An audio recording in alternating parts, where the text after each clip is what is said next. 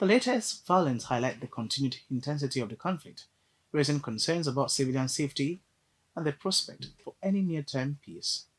Let's take another short break here, and when we come back, it will be sports news. Audio Jungle.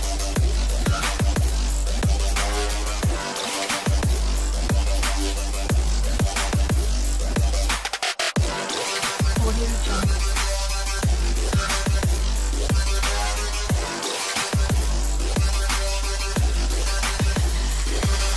In the world of sports, Argentine football legend Lionel Messi has completed the purchase of Spanish fifth-tier club UE Cornella, becoming the new owner of the Catalonia-based side. The club confirmed the takeover in an official statement, describing it as a move that reflects Messi's strong ties to Barcelona and its commitment to developing sport and nurturing local talent in the region. Messi, who currently plays for Inter Miami and remains active at the top level, is expected to continue his playing career while overseeing the club's long-term development. Cornella, known for producing players such as David Raya and Jordi Alba, has struggled recently with back-to-back relegations, but Messi acquisition is seen as the start of a new chapter aimed at rebuilding the team and strengthening its future. You've been watching the world news on Biscon TV. We will take a final break here, and when we come back, it will be entertainment news. Stay tuned.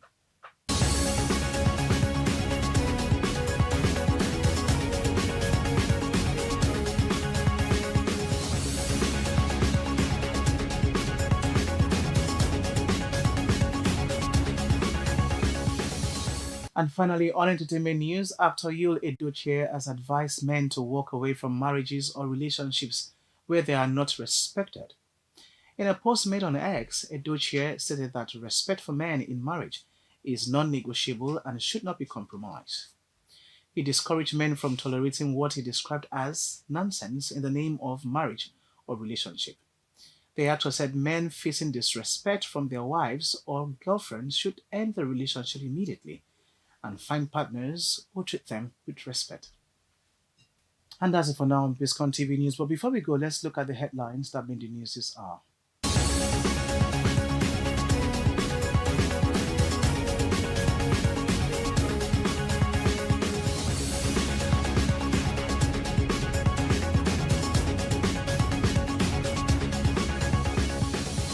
On the national scene, gunmen abduct 14 JAM candidates and others in Benue bus attack.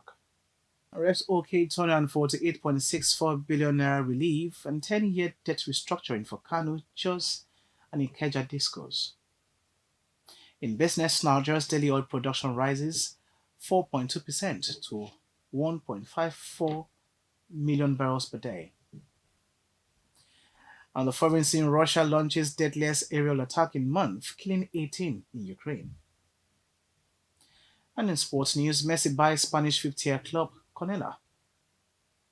The news was compiled and produced by David Asher.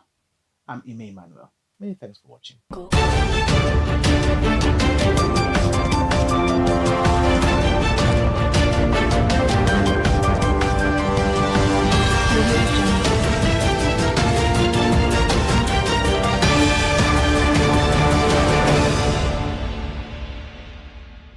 Biscon TV, beyond the screen. Step into the future of visibility with Biscon TV live streaming on YouTube, where your story, your event, your brand travels farther than the television screen can ever go. With crystal clear visuals, real-time coverage, and instant accessibility, we break the barriers of distance and time, putting your content in the palms of millions around the globe. And here's the power of it all. It's not just a moment. It's a full coverage on YouTube. Your event stays live, stored, and ready for viewers to watch again and again. No missed moments, no lost memories, just evergreen visibility, replayable at any time, anywhere in the world. And we don't just stop at YouTube. Your visibility multiplies as we spread your voice across Instagram, Facebook, and TikTok, the very platforms where the world's conversations happen. From reels that trend in seconds, to streams that keep fans glued, to highlights that go viral, your content becomes part of the global digital buzz. With Biscon TV, your event is not confined to a hall or a city. It's open to the world. Your wedding in Lagos can be witnessed in London. Your corporate launch in Abuja can trend in New York. A community celebration in Ogun can light up feeds in Dubai. That's the power of Biscon TV live streaming. Limitless reach, borderless connection. Your audience doesn't just watch, they engage, they comment, they share, they spread your story further than you imagined. Whether you're celebrating love, launching a product, covering a political milestone, or telling your brand story, with Biscon TV, you're not just being seen, you're being remembered. So, when you think of impact, think more than television. Think of presence. Think of influence. Think of Biscon TV, powering visibility, connecting the world, and keeping you live everywhere. Biscon TV, not just on TV. We're everywhere. As Nigeria gradually moves toward the 2027 general elections, the political landscape is already showing signs of a major realignment. Barely a few years after Asiwaju Bola Ahmed Tinubu assumed office in 2023 as President of the Federal Republic of Nigeria, political parties, power brokers, and emerging coalitions are quietly but strategically positioning themselves for what many analysts believe could become one of the most consequential elections in the history of the Fourth Republic. The ruling All Progressives Congress enters this pre-election period with a clear advantage of incumbency and a strong presence across the National Assembly and many state governments. The party continues to consolidate its structures while defending its record in governance. However, even with its dominant position, internal negotiations, regional interests, and the complex dynamics of power rotation are already shaping discussions within the party as the road to 2027 begins to unfold. But perhaps the most surprising development in the early stages of the 2027 political season has been the emergence of a broader coalition movement gathering around the African Democratic Congress, ADC. What was once considered a minor party is now rapidly gaining national attention as a platform for political realignment. The moment that truly shook the political space came when a group of serving senators defected to the party, including prominent lawmakers such as Aminu Waziri Tambuwa, Eyinaya Abaribe, and Victor Ume. With these defections, the African Democratic Congress has suddenly emerged as a significant voice within the Senate, signaling the possibility of a new opposition bloc forming ahead of the next general election. This development is part of a wider strategy by various political figures and groups who are seeking to build a united front capable of challenging the established power structure. Quiet negotiations, strategic alliances, and political consultations are already taking place across the country as leaders from different political backgrounds explore the possibility of a broader national coalition. At the same time, the People's Democratic Party, once the dominant force in Nigerian politics, continues its struggle to reorganize and reposition itself as a strong national opposition. Internal disagreements, leadership questions, and strategic reassessments have created uncertainty within the party, even as many of its members remained determined to play a central role in the political contest of 2027. Overseeing this complex and rapidly evolving political environment is the Independent National Electoral Commission, which carries the responsibility of preparing the electoral system for another national test of democracy.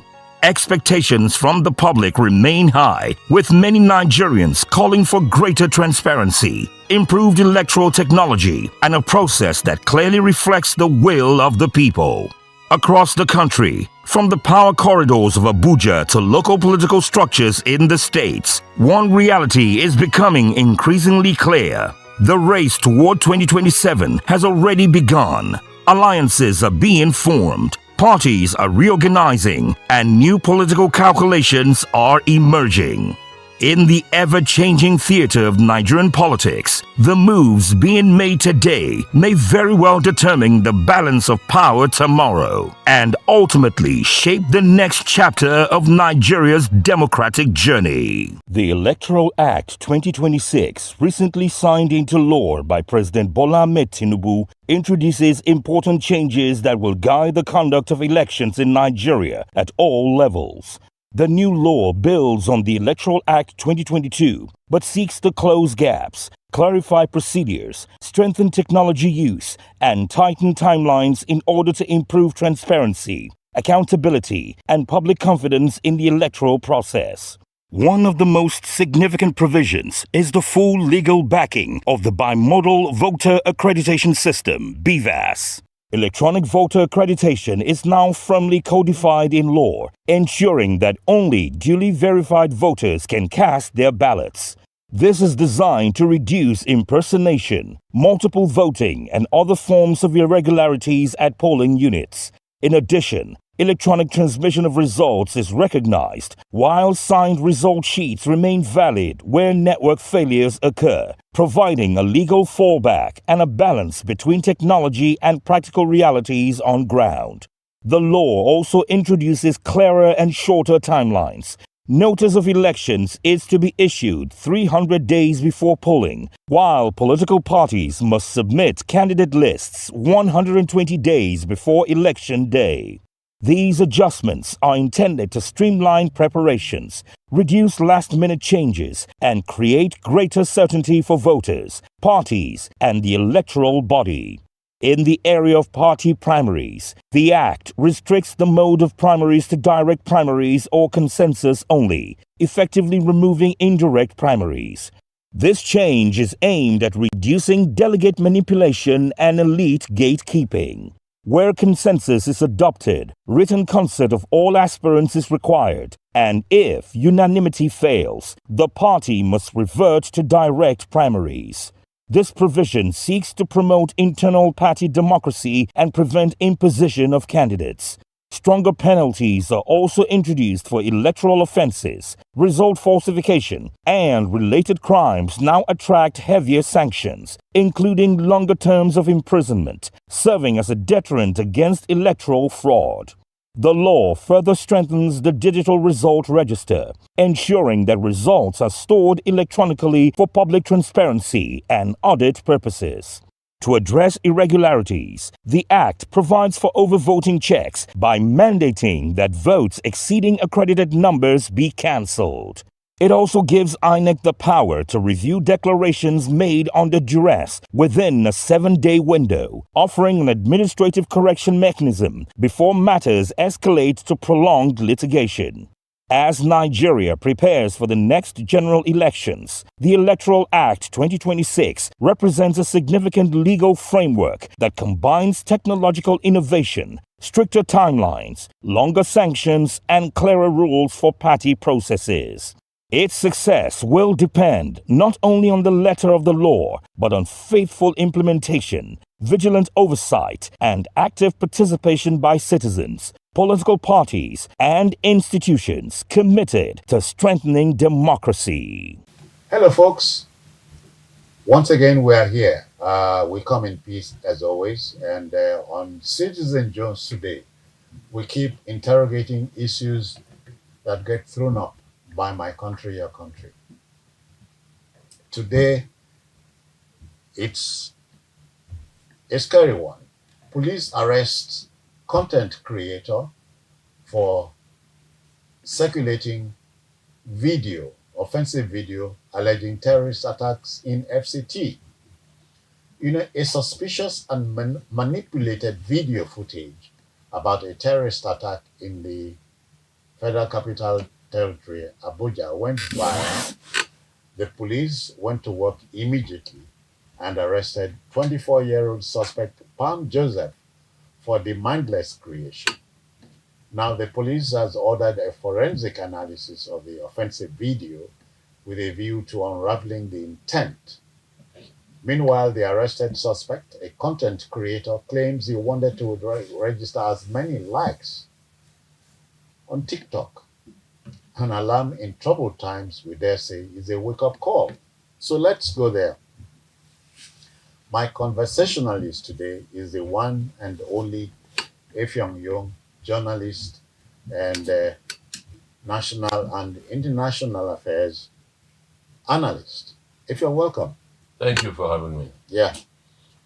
Um, first of all, we start like this. The social media, Mr. Young, came from human need for uh, connection and for accelerating uh, the internet's ability to facilitate digital communication and information sharing. But it would appear that we are misusing the social media in this.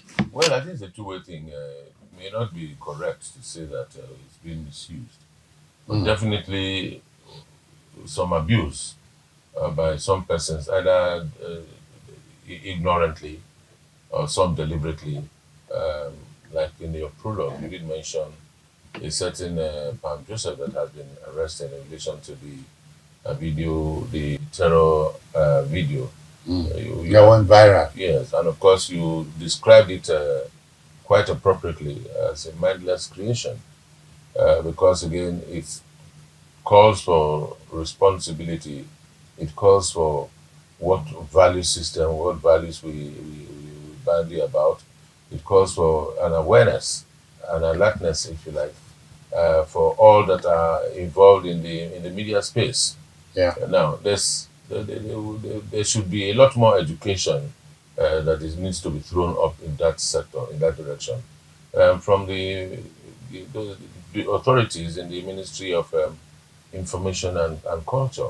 There has to be information because a whole lot of people find themselves in the social media space and they do no education at all as to what the content, what it stands. No content. I mean, like the young man carelessly answered that he was trying to create content for TikTok To generate likes. to generate likes. Now, yes, some money exists in that space. If you have as much this number of content followers or likes, you get paid by these platforms. Now, how does that translate to losing guard, not understanding the limitations of what you are doing? Now, the video that he produced, I guess that's why the police is investigating. They want to do a forensic analysis. What video was it? Where did he get the video? Is it true? Was the terror attack really happen? Where did he lift the video? How did he manipulate No, the it? police has, outrightly distanced itself, disclaimed the videos. Yeah, what I'm trying to say is that the man should be able to tell what video did he actually use? What incident? How did he manipulate it? Because again, whatever voiceover he has over the video, whatever footages he has over the video, there must be some references to places where the event actually occurred. Because this is a video, this is not a photo where you say somebody dressed in a certain way, so you click. I mean, if there's a terror attack, then who are the people that are running? Who are the people that are jumping? Who are the people that are burning houses? Was it a film village? Was it a Nollywood thing? So there's a whole lot of explanation that has to come with it to give it a meaning and context. To also say, okay, Yeah. yes, indeed, this was a prank, or this was just a content creation. Okay. Because we might just say this is content creation for the man to be showing us a video of a real crime scene. In the man of speaking. Okay. At a time like this, you cannot but go back to the time of the late President Muhammadu Buhari. You remember the Minister of Information at the time, our friend Alhaji Lai Mohammed. Yes. He said the next war might be created by the social media, if you understand.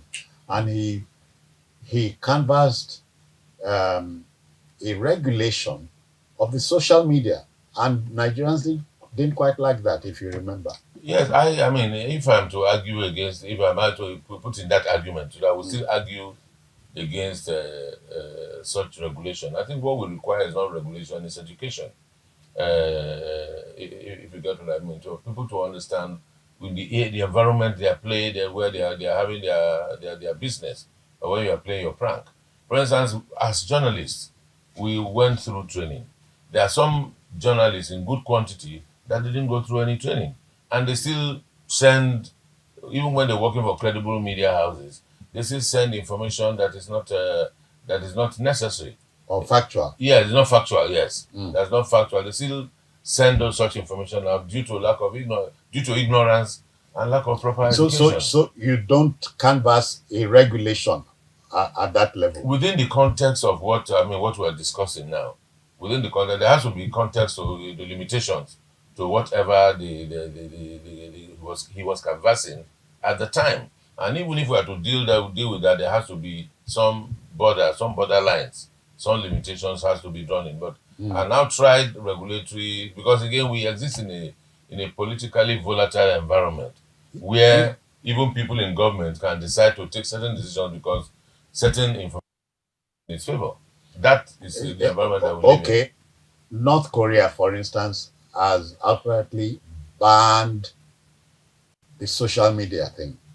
Well, in Iran, that's one of the wahala in the place. well, I guess North Korea will not be a very good place to draw any inferences because the North Korean environment is an extreme environment, an extreme dictatorship, an extreme iron cutting. Everything is under lock and key. Yeah, but Now, the social media is regulated in China too.